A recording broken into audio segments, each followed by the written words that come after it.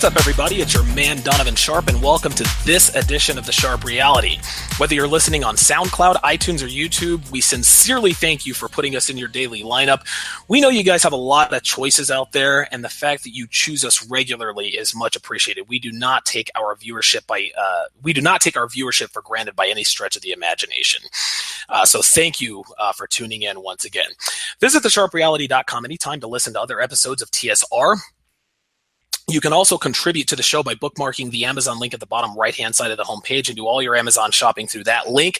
Will not cost you 1 red cent to keep us on the air. At Donovan_Sharpe is where I can be found on Twitter. And be sure to tune in this Saturday at 2 p.m. Eastern Standard Time to the Sharpe Reality Live, where I will once again be joined by IM, who is the founder of IllimitableMen.com. I've said it before and I'll say it again. IllimitableMen.com is one of the most important red pill sites out there. The way this guy breaks down the sexual relations and the sexual dynamics between men and women, the way he breaks down the mindset of a woman is quite literally unparalleled.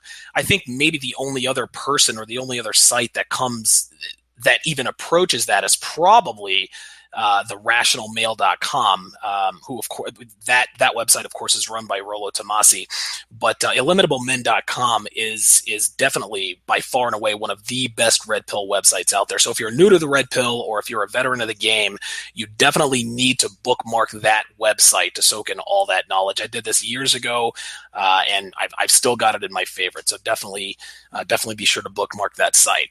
Now, for those of you who have listened to the Sharpe Reality podcast since the beginning, you guys are well aware of the fact that I rarely speak on any topic concerning the red pill lifestyle unless I have personal experience with it.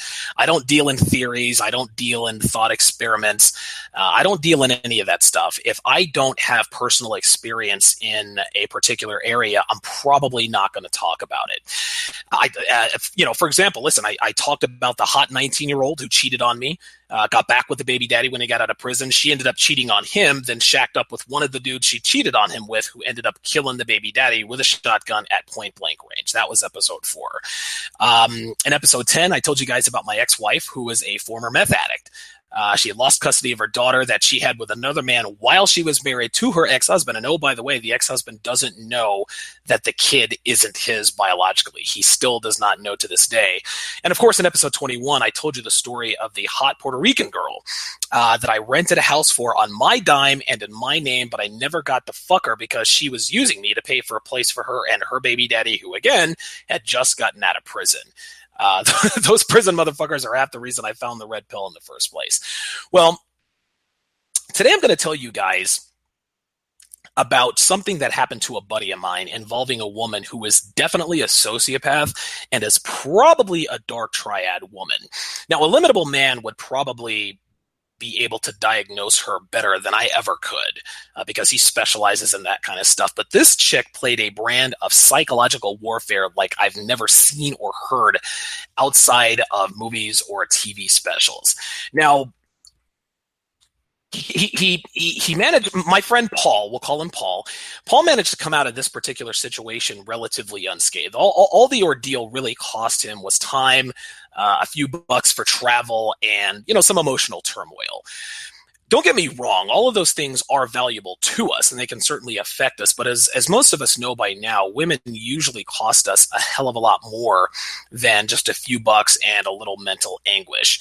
So Paul is very fortunate that he got out while he was still in the black. So what I'll do is I'll go ahead and set the story up.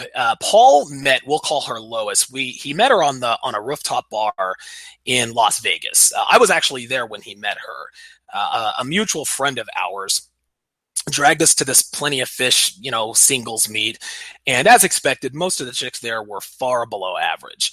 There was one girl there who was above average that one of our other friends, tried to spit game at, and she seemed to be receptive. But, once the actual singles meet happened, they started serving drinks. She just completely ghosted on them and started talking to other guys. Nothing out of the ordinary. Out of the ordinary there. So we both spotted Lois, and she was easily the hottest girl at that particular singles meet. So Paul and I kind of look around, and we said, okay, well, there are no other girls here worth really spitting game at. So we kind of clinked our glasses together and said, hey, may the best cock win. And we decided to sort of compete for her. So basically what we did is we sort of ran tag team game on her. I jumped in and I ran game on her, then I tag him in, then he'd run game on her. Throughout the night, it became clear that that Paul had taken a sizable lead. So at one point, I sort of realized, okay, I'm not going to be able to fuck this chick. It looks like she likes Paul more than she likes me. I sort of transitioned from a pickup artist to a wingman. Now, Lois was there with two of her friends.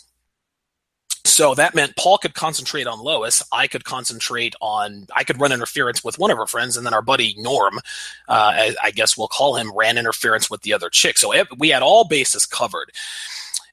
Paul he couldn't fuck Lois that night because I don't know where we picked this guy up. I don't know if we picked him up at the singles meet or walking around on the Vegas Strip, but there was this guy who just kind of hung around, and he sort of joined our group and was quite literally cock-blocking Paul at every chance he could get. He would always interject in their conversations, and this guy was a fucking neckbeard. Like, I see his face now, and I just want to fucking punch this guy in the face because it was obvious that Lois had no interest in him, but for whatever reason, he kept trying to block Paul from fucking Lois. So, listen, it was unexpected, and we just didn't have enough manpower to sort of rotate our concentration or our focus to him and sort of grease the skids for Paul to fuck Lois. But, he ended up hooking up with her the next day. And that is where this particular story begins. After Paul and Lois hooked up, they saw each other regularly, even though they lived on opposite coasts. Lois lived in Vegas and Paul lived on the East Coast. They were still able to see each other on a regular basis. And after a while, things got pretty serious between them.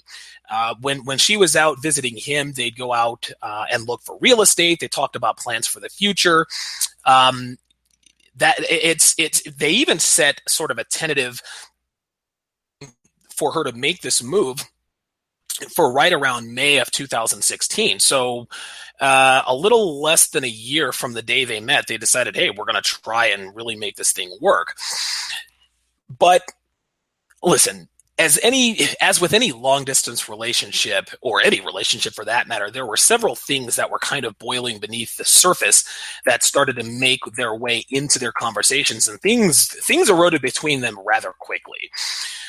So from the very beginning, Paul was extremely concerned with how private Lois was. That is, she didn't really talk much about her friends or her family or her general circle of influence. Another red flag is that all of her friends and work colleagues seem to be men.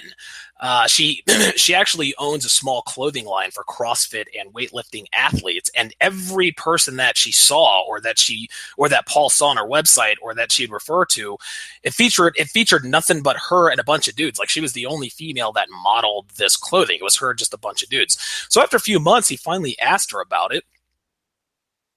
And she told him that they were just people who helped her with her website and friends from the gym. Now, Paul also saw that one of her feeds, I think it was Instagram, it was littered with interactions with a guy that she eventually admitted was her ex-boyfriend. So between the weekend trips with her, quote, group of friends and the consistent back and forth with her ex-boyfriend, Paul had serious doubts about Lois's loyalty.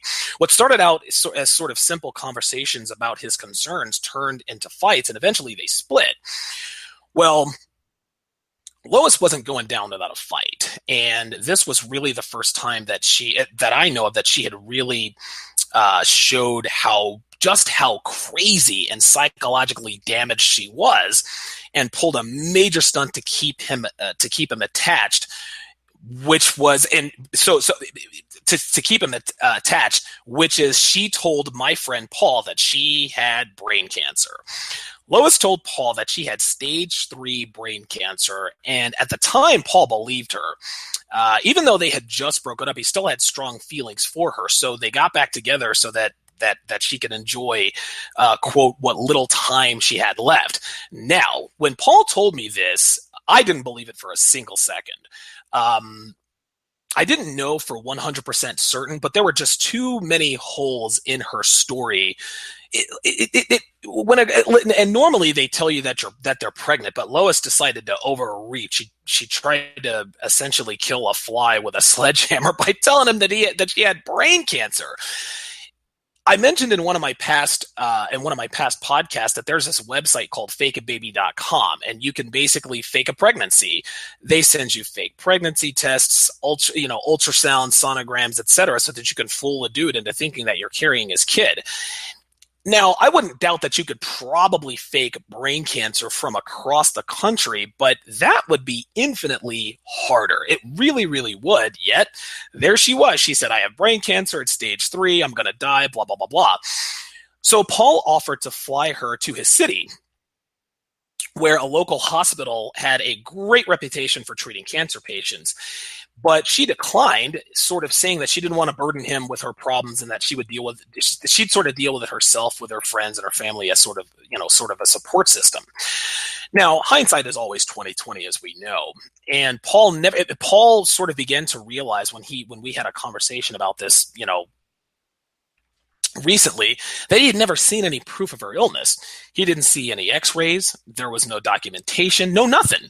And after her diagnosis, even when Lois would fly out there to see him, Lois would say, I forgot my medication at home, or I know I left it on the television set. Now, guys, Paul's no idiot, but when a man's judgment, and we can all sit here and say, oh my God, I would have seen that a mile away. I've said this before, but when a man's judgment is clouded by emotion, his discernment is greatly impaired, whether he has red pill awareness or not. I mean, and look, I've been as guilty as anyone out there for believing a woman's bullshit that I've been involved with. It happens to everybody. That said, they broke up soon after on account of the same issues. The games, the secrecy, the mistrust, all of that was just too much for Paul to stick around, even if he did believe that Lois was terminally ill.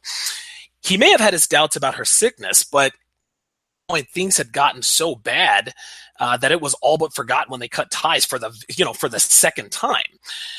Well, there have been a few months, between, I guess, breakups, and a few months after after the breakup, Paul and Doug, we'll call him Doug. That's the name of one of Paul's best friends in the city that he lived. They took another trip to Vegas right around the same time we all did last year.